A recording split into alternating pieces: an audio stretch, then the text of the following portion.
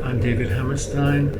I'm here to speak to the European Youth Parliament, and here I've spoken particularly about the precautionary principle and innovation.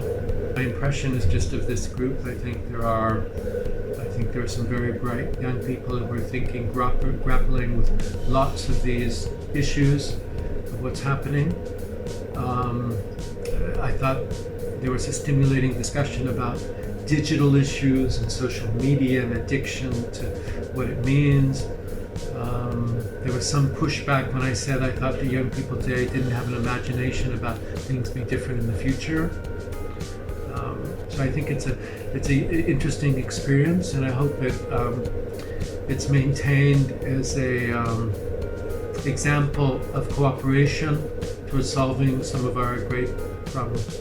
If I had to compare something that I learned something before coming to the session, well, during the session, obviously discussing this topic with people that come all around the world, well, technically Europe, it gives a lot of perspective, especially for me that I have a very biased national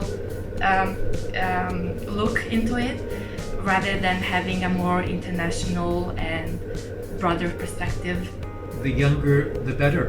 It's better than them just sending their Instagram photos to each other all day, or posting, where they're drinking beer in Valencia. So I think that we're creating European citizens,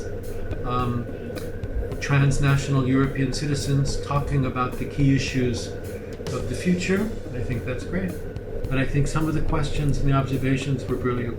They were really good, very, very mature, extremely mature, and they were talking about some of the big issues that most of the politicians in the European Parliament never really talk about.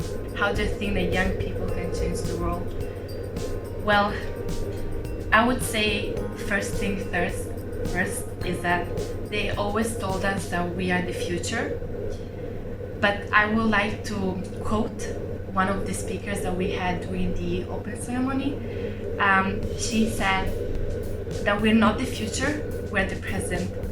So I say all the things that we're doing right now, like participating in session or going to conferences or studying certain topics, are already changing the future, changing the world, because it's a time where we don't focus anymore on individuality, rather we want to go and actually change the world just by using our skills and using them in the appropriate